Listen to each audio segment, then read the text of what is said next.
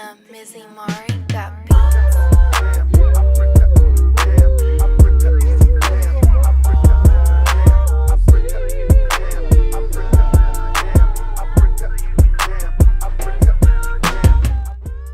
Morfologi kelapa sawit. Morfologi kelapa sawit diawali dari sistem perakarannya yang berupa akar serabut kuat dan menyebar luas, sehingga mampu menyerap air dan unsur hara secara optimal. Batangnya berbentuk silindris, tidak bercabang, dan pada tanaman muda masih tertutup oleh pelepah. Sementara pada tanaman tua, tampak bekas pelepah yang telah rontok. Daunnya berbentuk majemuk menyirip dengan panjang pelepah mencapai 8 hingga 9 meter dan tersusun spiral untuk memaksimalkan penangkapan cahaya matahari. Dan reproduksi kelapa sawit ditunjang oleh bunga yang berumah satu, di mana bunga jantan dan bunga betina muncul pada tandan yang berbeda, tetapi berada pada satu tanaman. Buah sawit tersusun dalam tandan yang beratnya bisa mencapai 20 hingga 30 kg, dengan ribuan butir buah yang berbentuk elips. Setiap buah memiliki 3 lapisan utama, yaitu esokarp, mesokarp, dan endokarp, di mana bagian mesokarp merupakan sumber utama minyak sawit yang bernilai ekonomi tinggi. Lalu ada prospek pengembangan kelapa sawit. Prospek pengembangan kelapa sawit di Indonesia sangat menjanjikan karena tingginya permintaan global terhadap minyak nabati untuk kebutuhan pangan, kosmetik, dan biodiesel.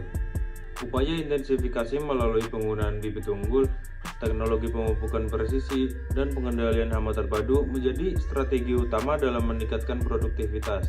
Selain itu, inovasi budidaya berkelanjutan seperti pemanfaatan limbah tandan kosong dan limbah cair pabrik sebagai pupuk organik mampu memperbaiki kesuburan tanah dan menurunkan emisi karbon.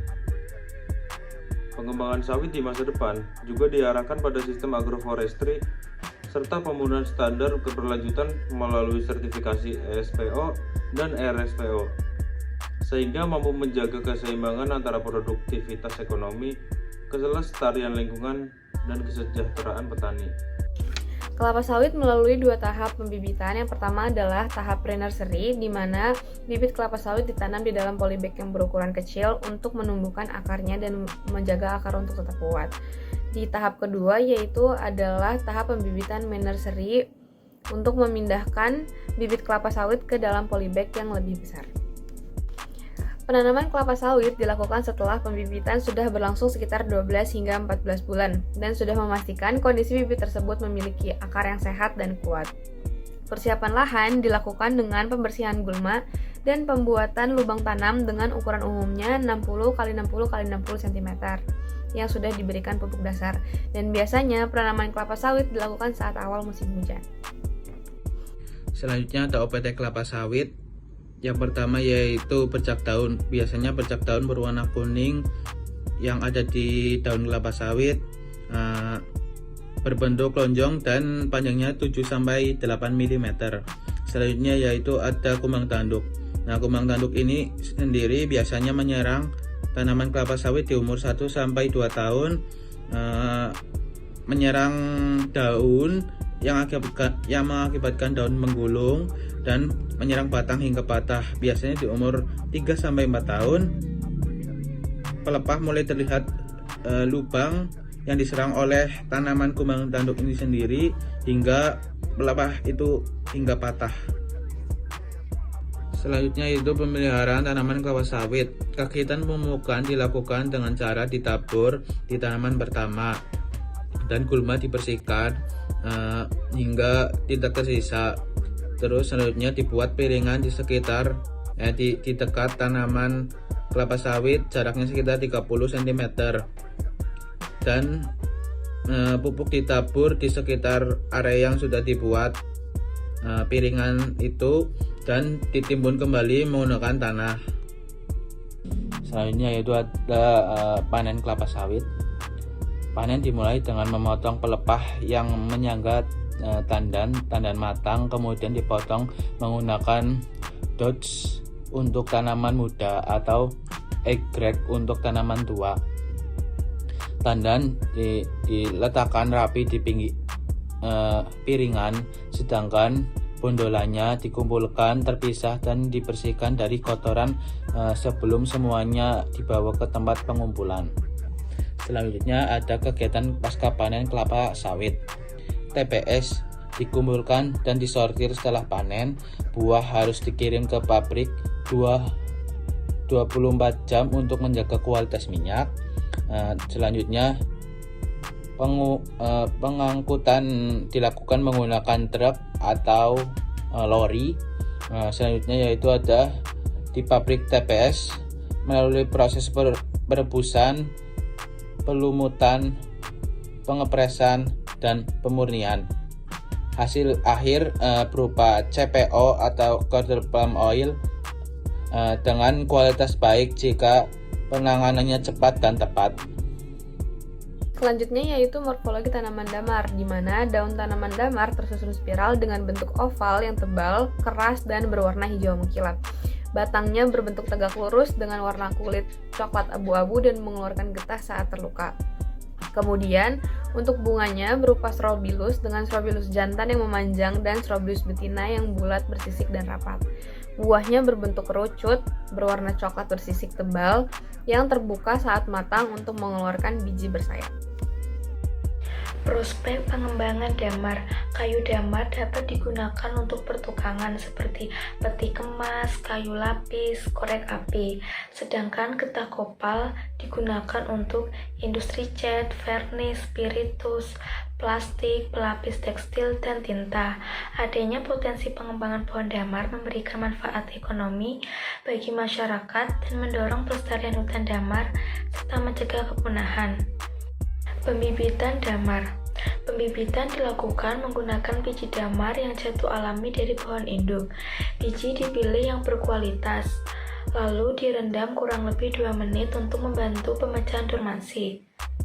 Biji ditanam dalam polybag yang berisi campuran tanah, kompos, dan pupuk organik. Perkecambahan berlangsung sekitar 2-3 bulan. Setelah itu, bibit dipelihara hingga umur kurang lebih 1 tahun atau mencapai tinggi 30 cm sebelum siap dipindahkan. Penanaman bibit damar. Bibit siap tanam pada umur kurang lebih 1 tahun atau tingginya kurang lebih 30 cm dan dipilih dengan kualitas bibit yang baik. Penanaman dilakukan di ketinggian lahan 500-1000 mdpl sesuai syarat tumbuh damar di Bukit Sudirman. Jarak tanam dapat dilakukan 4x4 meter, 5x5 meter, atau standar berhutani 2x3 meter. Pertama, lubang tanam dibuat sesuai ukuran akar dan media semai. Setelah itu, polybag dilepas hati-hati, kemudian bibit ditanam dan ditutup kembali dengan tanah yang bercampur bahan organik. Setelah itu, tanah dirapatkan agar bibit berdiri kuat. Kemudian yang selanjutnya yaitu ada OPT dan juga pemeliharaan tanaman damar. Jadi untuk OPT-nya sendiri itu ada belalang kayu yang menyerang pada bagian daun dan menghambat pertumbuhan.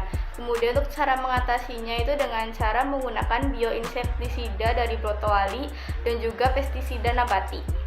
Untuk cara pencegahannya sendiri itu dilakukan melalui pemilihan bibit dan juga sanitasi lahan. Kemudian yang selanjutnya ada pemeliharaan. Jadi untuk pemeliharaan tanaman damar sendiri itu dimulai sejak fase pembibitan dengan pemupukan awal selama 1 tahun menggunakan pupuk organik dan juga NPK 30 gram per bibitnya.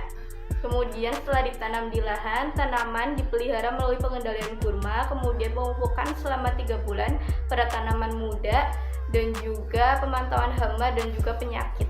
Jadi yang selanjutnya yaitu ada penyadapan pohon damar. Jadi penyadapan dilakukan pada pohon damar yang sudah berusia minimal 10 tahun. Cara membuatnya yaitu dengan menyayat bagian batang setinggi kurang lebih 20 cm. Kemudian proses penyadapan dilakukan di pagi hari dan dilakukan 1 kali dalam seminggu untuk menghasilkan sekitar 0,5 kg getah dari setiap pohon. Kemudian untuk getah dikumpulkan dan juga diserahkan kepada perusahaan untuk diolah menjadi kopal sebagai bahan industri. Jadi yang selanjutnya yaitu ada pasca panen tanaman damar. Jadi getah damar sendiri itu diperoleh dari proses penyadapan dengan cara menyayat bagian batangnya. Kemudian tuh getahnya sendiri dibiarkan selama 2-3 minggu sebelum dikumpulkan. Kemudian kopal diambil dengan cara mengupas getah kering menggunakan parang dan juga dikumpulkan ke dalam karung. Kemudian getah murni tanpa campuran kulit memiliki kualitas yang paling terbaik dan juga kemudian diserahkan ke perusahaan pengolah untuk diproses lebih lanjut dan menjadi bahan industri seperti cat dan juga vernis. At the starting of the week, at Summit Talks, you'll hear them speak.